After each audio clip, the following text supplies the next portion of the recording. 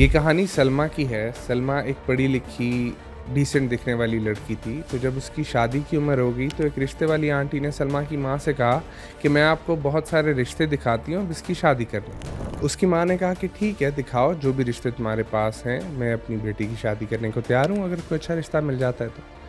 तो रिश्ते वाली आंटी ने रिश्ते दिखाने शुरू कर दिए, बार-बार रिश्ते आते, लेकिन कोई भी रिश्ता जवाब नहीं देता, खुद से इनकार हो जाता, खुद से जवाब नहीं आता और तकरीबन 9-10 दफ़ा इस तरह हो गया। तो सलमा की माँ सलमा के ऊपर गुस्सा होना शुरू हो गई कि तुम में ही कोई मसला है, क्यों तुम्हारे रिश्ते रिजेक्ट हो रहे हैं, क्यों तुम्हारे रिश्तों पे जवाब नहीं आता, आखिर मसला क्या है? जब सलमा की माँ तंग आ गई बार-बार रिश्ते रिजेक्ट होने पर, तो सलमा की माँ ने रिश्ते वाली आंटी को बुलाया, क्योंकि रिश्ते वाली आंटी हमेशा कोई ना कोई बहाना बना दिया करती थी कि इस्तिखारा वो कह रहे हैं सही नहीं आया, या फिर उनका अभी प्लान नहीं है, या कुछ और मसला है, उनकी फौतगी हो गई है, या बात कहीं और पक्की हो गई है लड़के की। तो जब रिश्ते वाली आंटी घर आई तो सलमा की माँ ने पहले तो बहुत सारी कस्में देकर पूछा रिश्ते वाली आंटी से कि मुझे असल वजह बताओ, क्यों हर रिश्ता रिजेक्ट हो रहा है। और उसके बाद जब वो भी मामला ना चला तो फिर सलमा की माँ ने 20,000 रुपये रिश्ते वाली आंटी के हाथ में रखे और कहा मुझे सच बताओ। तब रिश्ते वाली आंटी ने वजूहात बतानी शुरू की।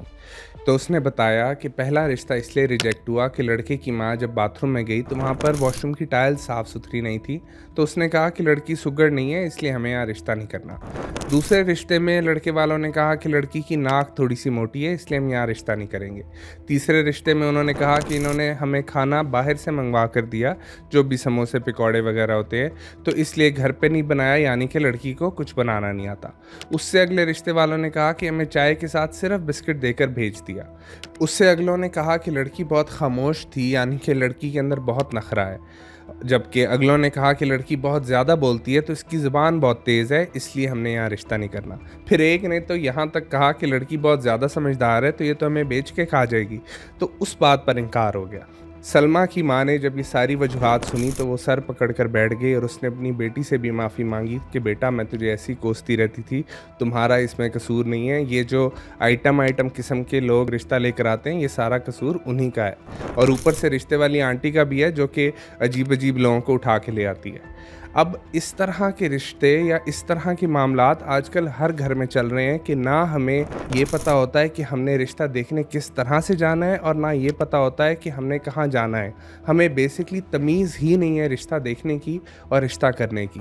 एक तो हम मुँह उठाकर कहीं भी रिश्ता देखने चले जाते हैं, अक्सर औक़ात तो हम बताते भी नहीं हैं कि हम रिश्ता देखने के लिए आ रहे हैं, बस जाते हैं और जाकर बता देते हैं कि हम रिश्ता देखने के लिए आए हैं।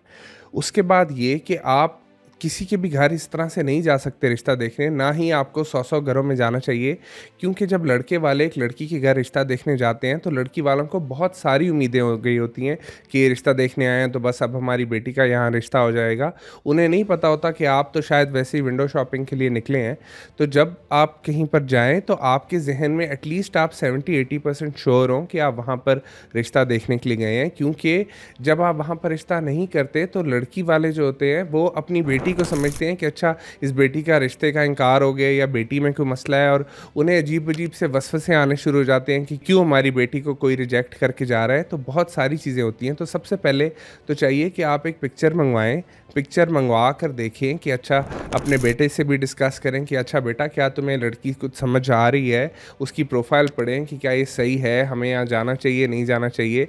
अपनी पहले तो सारी की सारी उनको बताए बगैर अपनी इन्फॉर्मेशन लें, उसके बाद उनकी तरफ रिश्ते पे जाने के बारे में सोचें, अगर आप 70-80% श्योर हों कि आपने यहाँ पर रिश्ता करना है। ऐसे ही विंडो शॉपिंग के लिए कहीं भी उठकर नहीं चले जाना चाहिए। उसके बाद वैसे ही औरतों को तो अगर वो बेटे की माँ है तो उन्हें बड़ा शौक होता है कि वो हर घर में जाएँ लड़की वालों की तरफ, और वो वाला प्रोटोकॉल और इम्पोर्टेंस ले सकें कि जी, मैं तो लड़के की माँ हूँ तो मैं रिश्ता देखने आई हूँ। और साथ में वो लड़की वाले बेचारे बहुत सारे खाने पीने की चीज़ें रखें जो कि आप जाकर खाओ पियो। तो ये कोई फ्री का बुफे नहीं लगा हुआ कि आपने बस जाना है, खाना पीना है और वापस आ जाना है, और जो है वो प्रोटोकॉल लेने आप जा रही हैं। ये अगलों के लिए बहुत सेंसिटिव चीज़ है। फिर आपको ये भी देखना चाहिए कि आप रिश्ते के अंदर देख क्या चीज़ रही हैं। एक लड़की को आप बुला के कि वो ट्रे में चाय और बिस्किट लेकर आए और फिर इंस्पेक्शन हो कि ये चलती कैसे है, ये मुड़ती कैसे है, ये उड़ती कैसे है, ये बैठती कैसे है। ये क्राइटेरियाज एक शादी के लिए नहीं होते कि इनसे आप जज करें कि वो लड़की कैसी है, कैसी नहीं है। और जैसे हमने पहले बात की है कहानी में सलमा की, कि वो ज़्यादा बोले तो मसला, कम बोले तो मसला, इवन समझदार हो तो मसला। तो ये वाले मामलात नहीं होते देखने वाले। सबसे पहली चीज़ ये कि शादी आपके बेटा बेटी की है, तो सबसे पहले उनको एक महरम की मौजूदगी में बैठ के आपस में बात करनी चाहिए और देखना चाहिए कि क्या वो एक दूसरे को समझ पा रहे हैं, क्या उन्हें एक दूसरे की मेंटल कंपैटिबिलिटी लग रही है कि है या नहीं है।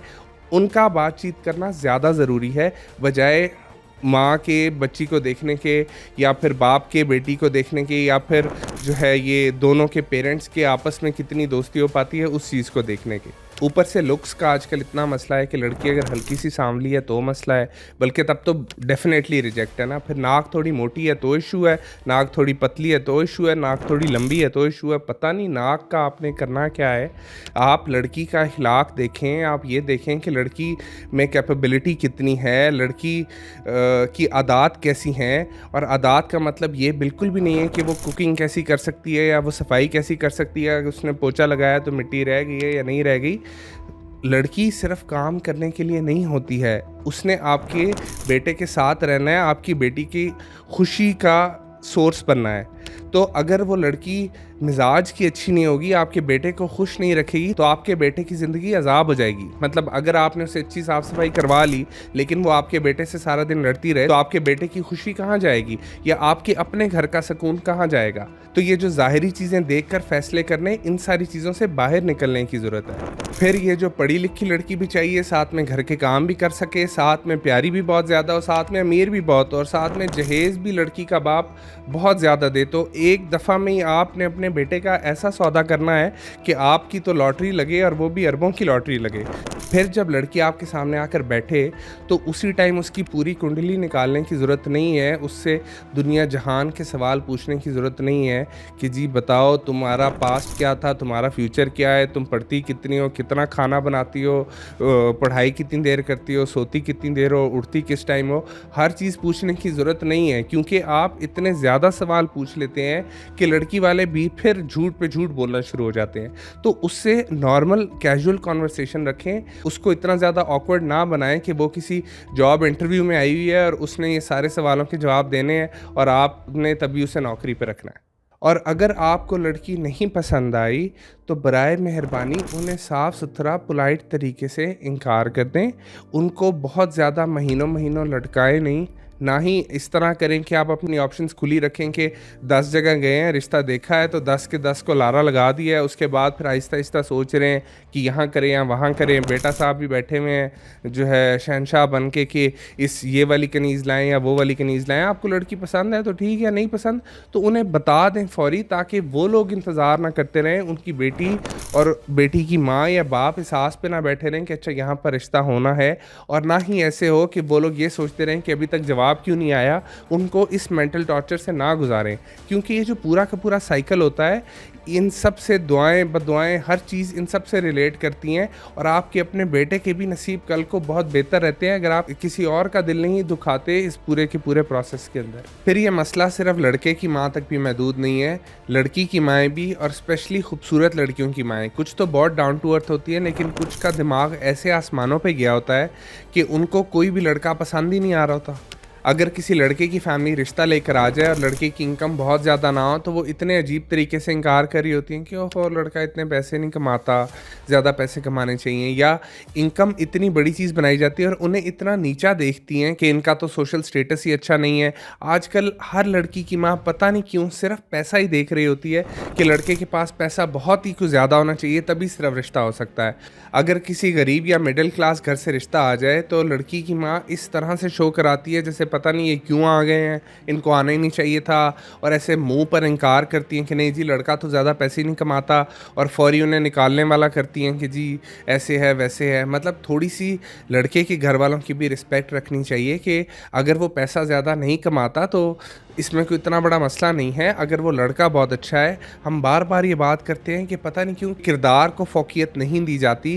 किरदार सबसे बड़ी चीज़ है। ज़्यादा पैसे कमाने वाला लड़का आपकी बेटी को ज़लील-ओ-ख़्वार भी कर सकता है, लेकिन कम पैसे कमाने वाला लड़का लेकिन जिसका किरदार बहुत अच्छा है, वो हो सकता है आपकी बेटी को फूलों की तरह रखे और आँखों पे बिठा के रखे, और शादी के बाद हो सकता है वो बहुत ज़्यादा पैसे कमाना शुरू कर दे। लेकिन आजकल लड़की की माएँ ये चीज़ें बिल्कुल नहीं देखती।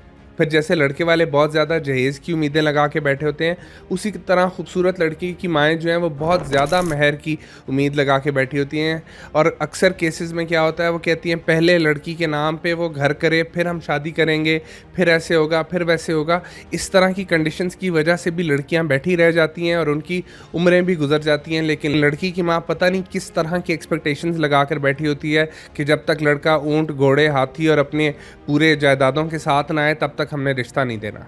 वैसे तो लड़के की आउटलुक्स बहुत ज़्यादा नहीं देखी जाती हैं अगर लड़का अमीर हो, लेकिन कुछ ऐसी चीज़ें हैं जो कि लड़के की आउटलुक्स में बहुत ज़्यादा देखी जाती हैं। एक तो ये कि अगर लड़का गलती से गंजा है बेचारा, तो फिर तो उसकी शादी किसी सूरत नहीं हो पाती, क्योंकि हर लड़की की माँ कहती है नहीं नहीं जी लड़का गंजा है, हमने अपनी बेटी नहीं देनी। मतलब गंजा है तो इसमें क्या फ़र्क पड़ता है, कल को हेयर ट्रांसप्लांट करवा सकता है, बाल लगवा सकता है, और अगर वो बाल ना भी लगवाए तो आप उसके किरदार को क्यों नहीं देखते। बार बार कहते हैं किरदार को देखें, आप उसकी आदत को देखें, आप ये देखें कि वो शराबी तो नहीं है, कोई नशे तो नहीं करता, बाहर अफेयर्स तो नहीं रखता, वो अपने माँ बाप के साथ कैसा है, माशरे में कैसा है, वो इस्लामी है कि नहीं है, उसे खौफ खुदा है कि नहीं है।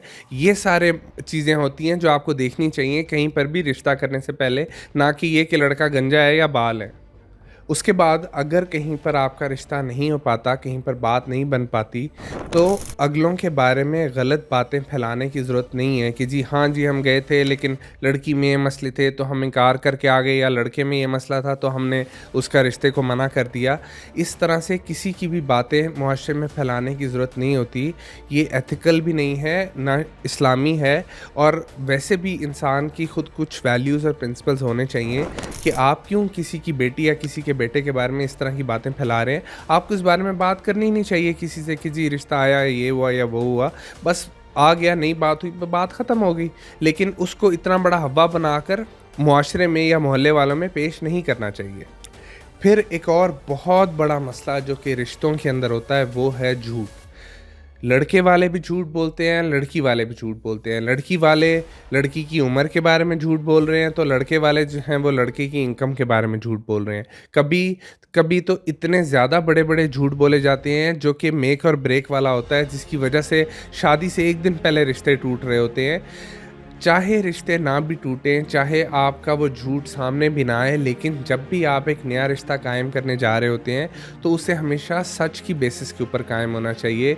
कोई भी छोटी मोटी चीज़ें छुपा कर सिर्फ रिश्ता करने के लिए ये सब नहीं करना चाहिए। इससे बाद में जाकर आपकी बेटा बेटी की ज़िंदगी बहुत ख़राब होती है।